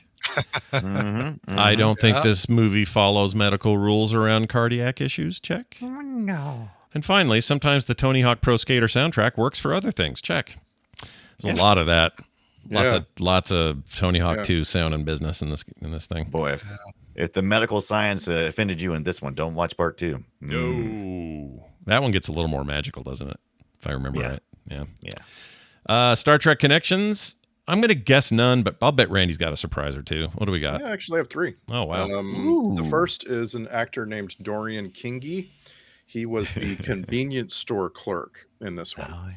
And he just gets robbed by Chev Chelios. And he was the most pointless robbery ever, too, by the way. Go ahead. He was credited for stunts in Star Trek Nemesis. So that's pretty cool. Second, we have Sam Witwer. In the main shootout, he got the credit shootout henchman number 1. Number 1. You might have seen Sam Witwer's name in the credits for voices for like 100 video games. This dude, apparently, he's like Darth Maul in all the Star Wars games. Oh wow. He was in one episode of Star Trek Enterprise. That's called The Shipment. He played a character named Sloth. Nice. Shipment. Best I can do for this episode is Keanu Young. Keanu Young was Don Kim in this movie. He is the gangster that is given a second chance at life and becomes the Deus Ex Machina who saves Chev Chelios at the end. Awesome looking actor. Really like this guy. He was in the Star Trek Deep Space Nine episode If Wishes Were Horses, and he was in the Star Trek Enterprise episode Vanishing Point. Nice. That is such a weird thing to say. If wishes were horses, If wishes were ride horses. them. You can ride them. What? It should be. They like carrots. It's also it doesn't rhyme the way that phrase is supposed to. No. Because if wishes were dishes, or how's it go? Yeah, what is the if wishes were fishes? Fishes. No, it goes if wishes were horses, beggars would ride. Yeah, but Brian's right about if wishes were fishes, we'd all live in a river or some shit like that. Yeah, we'd all cast nets or something like that. Yeah. I don't know, I'm confused now. That makes no sense. How about just let wishes be wishes? Come on, people. That's fine with me. Stop trying to make it a thing. Soundtrack grade, I give it an AOTM for All Over the Map.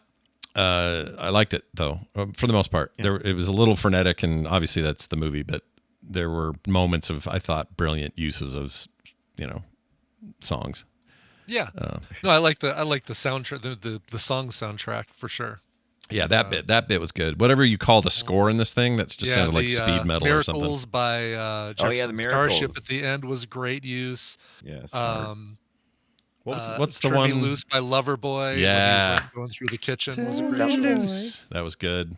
There was one other one that really got me that just takes me back every time I hear it to a time when I was a Randy child. mentioned Metal Health by Quiet Riot. It's such a great way to start an exciting movie. Yeah.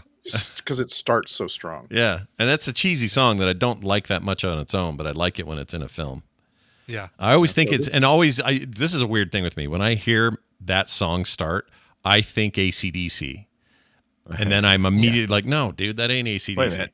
I don't know why I do it. I do it every time I hear that song. There's something about the start of that riff that just reminds me of them. So this is the orchestrated parts of the movie. The scored parts of the movie were scored by Paul Haslinger. Paul Haslinger being one of the original Tangerine Dream guys. And this is our fourth movie that was the music was composed by him.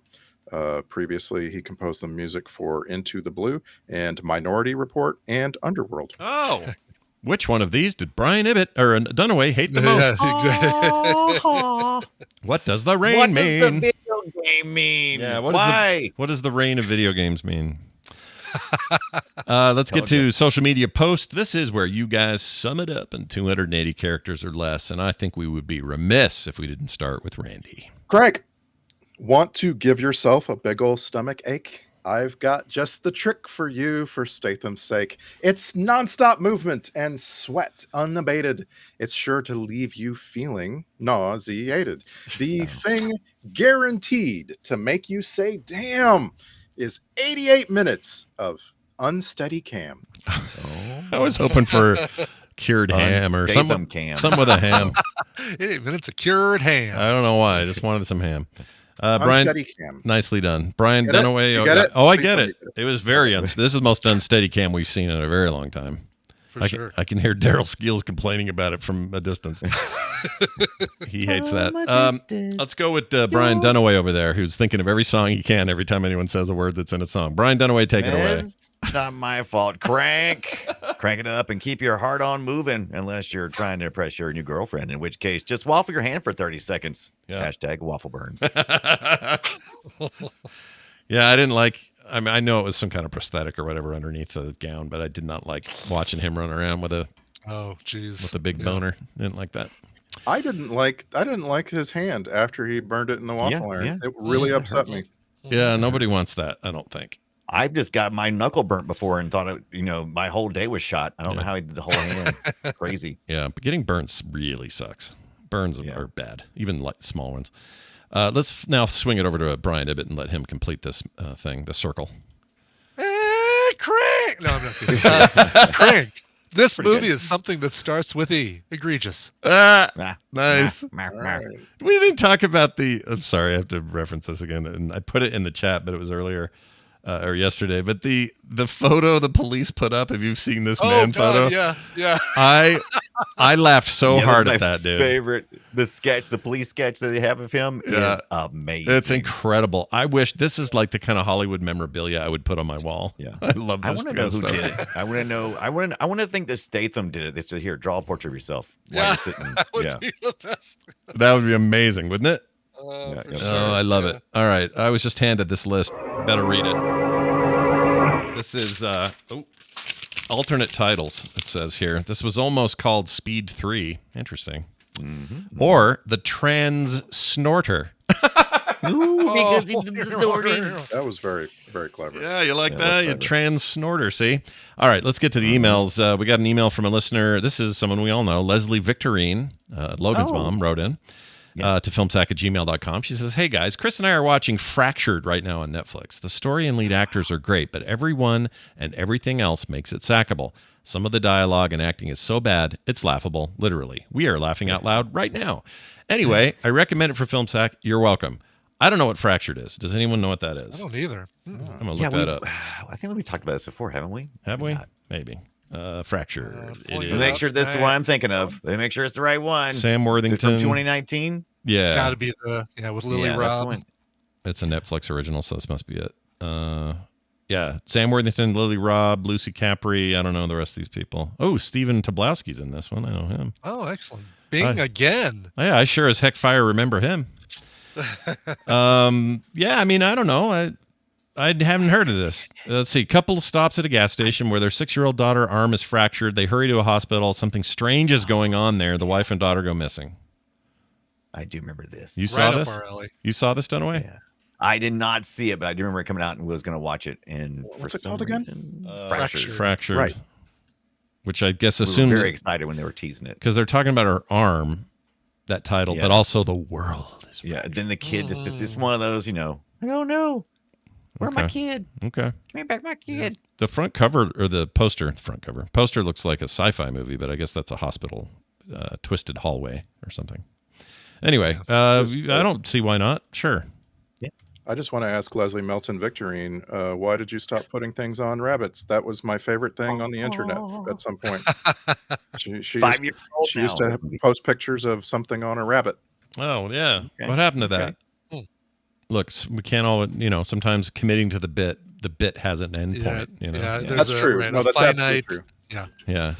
Sometimes it just turns into hats on hats. Wow, man, I'm telling you, every once in a while, I'll see somebody on TikTok and I'm like, oh, that's an interesting little thing they've done here. And I'll flip over to all their videos and it's all the exact same thing. And it's like, they've been doing it for like 6 years. I'm like, holy shit, they just do this every freaking day, the same thing. Mm-hmm. I got hooked into one that was all about somebody getting harassed by their HOA, and it's a bunch of skits, but it looks real. It's all done on the Ring camera, and then it's like, all right, where's my day?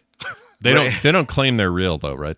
Those are fake, or they know they're fake. They don't say anything. Disclaim it. Okay. They don't disclaim it. Yeah, Mm, yeah. I hate So you've that seen kind of these stuff. too. Oh yeah. yes, I have. Conclusion. I spend way too much time on TikTok, and it is unbelievable to me how often I'm looking at something and 3 minutes goes by before I realize, oh crap, this is a work. This is someone who dressed up their friend as a cop. Are you kidding me? Right. Like, oh. Yes. Yeah. Well, on that lovely note. Oh, there's a text. I forgot. We got to read this one. 801-471-0462 is where this came to. This is from Tattoo Gigolo. Ooh, I like that. Tattoo Gigolo. Oh.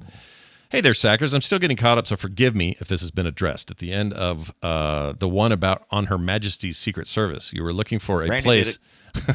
You were looking for a place in Marvel for John Goodman, and the Tinkerer was mentioned. The Tinkerer was already in the MCU, albeit in a supporting role with Spider-Man Homecoming. He was the guy helping the Vulture with all his toys. He was played by Michael Chernus. Michael Chernus? I don't know who that is. He says perhaps Goodman would be a very good Jigsaw. He's more of a Punisher than a Daredevil villain, so there might be too much overlap with Kingpin. Yeah, it's interesting. Goodman put some good thought into that. He's all Jigsaw is like one of those Dick Tracy villains, right? Like he has some sort of deformation that basically is his name. His face looks like a jigsaw puzzle. Right. And also, well, I mean, Goodman has lost all his weight now, so he's just really thin.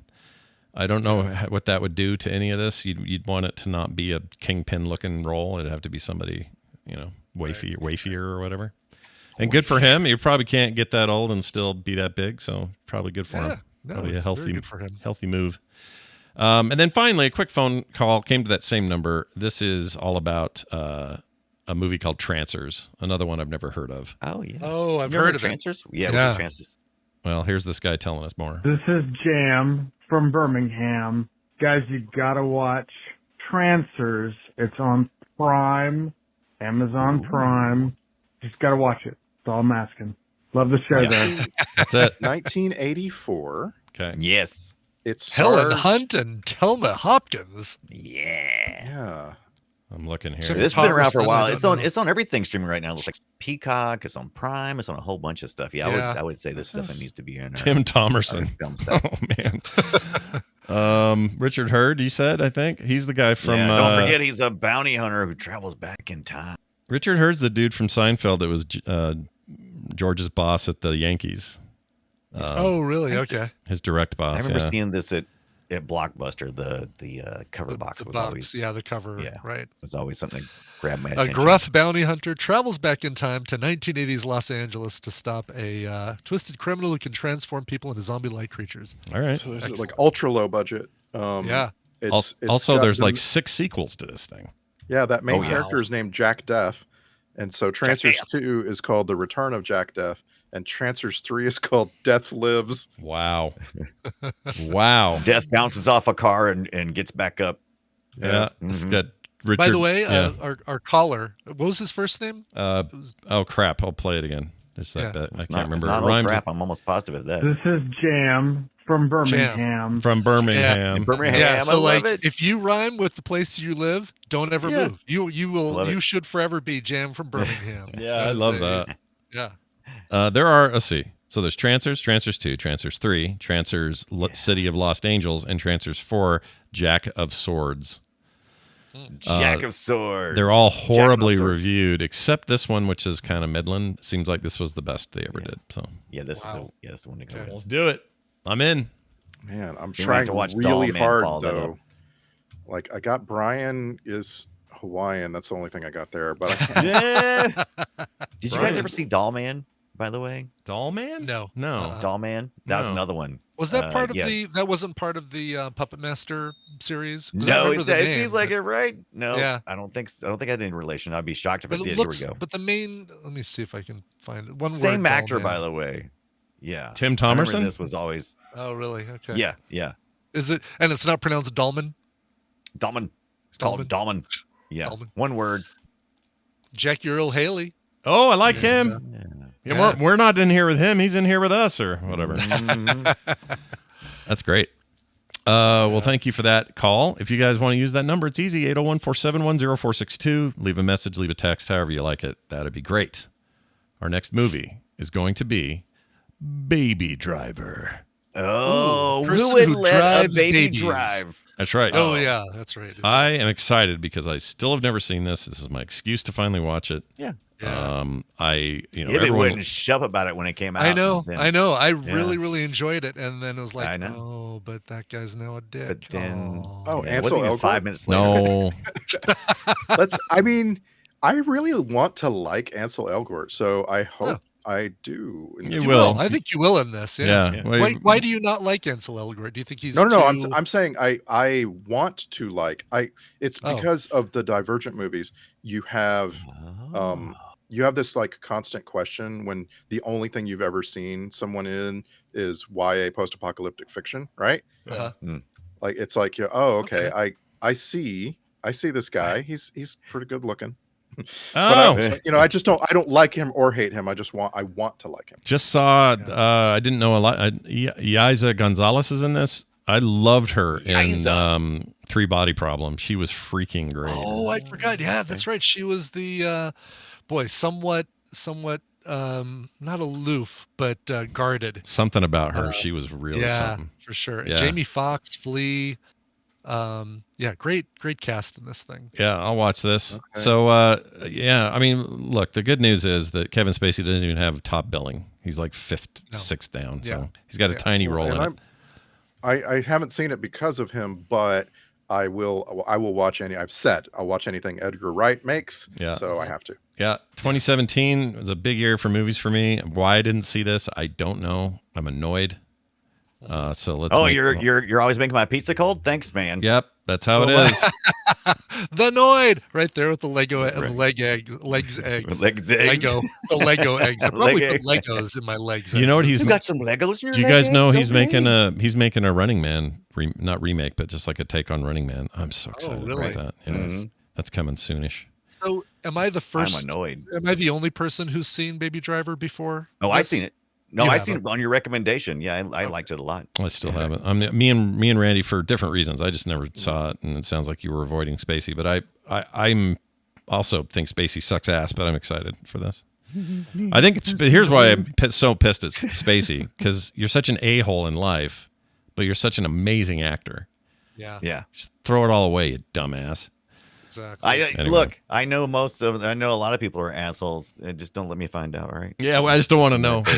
Quit telling me. Do me that favor, man. I mean, Your assholing is hidden, please. Yeah, I want people who have been victimized by assholes. I want them to have them come out, but don't come to me tomorrow and say, "Oh, by the way, did you hear John Goodman raped a tree or something like that?" I don't want to know. Right.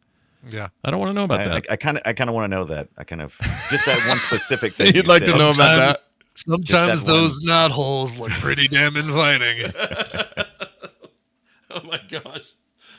Well, I'll never forget that. Let's move on to Patreon. Yeah. This support is based, the show is supported based on what you guys can do for us. Really, truly. If it wasn't for you, I don't know that we'd have what we have. So I want to thank a couple of people real quick here that have all signed up here recently. Lewis, Chris Four, Raul Zerbato, I believe. Ricardo Vermut also just joined us on the 27th, just a few days ago. You guys are awesome. All of you are. And if it wasn't for you, we wouldn't have this show. So please keep supporting us. Every month you'll get bonus host specials. You'll get art in the mail. You'll get other cool stuff, including pre-show content. And no commercials, which is nice. I don't remember who's up in June. Oh, we got me. I've got a special bonus episode coming to you in a few days. Randy, June. I'm about to go on vacation. So we got Brian Dunaway did this incredible bonus episode for the month of May, which is why you should subscribe to Patreon, listen to that. And mine is going to be a sort of version of Brian Dunaway's. He and I have been working toward the same thing, sort of. Mine's going to be the opposite of his point. Mm-hmm. And wow, a little counterpoint. I hope you start. I hope you start with counterpoint. No, I'm not arguing. I'm not arguing with you. I just got no. You ignorant. I would love it. Right. Oh, that would be the perfect opening. I would love that. Yeah. Well, so we do a monthly bonus episode that only our patrons get to listen to. Well, there you have it. Cool. More cool content coming your way, supporters. Thank you guys so much for that. Filmsack.com is our website. Use it to its fullest advantage. That is it for us. Thank you for listening. For me, for Brian, and for Randy. Bonjour, douchebag. We'll see you next time.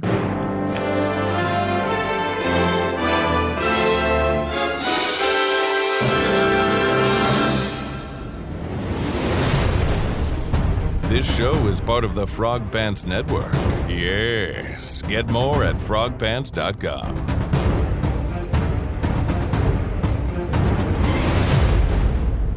You're in such shit shape, it's stunning. Yeah.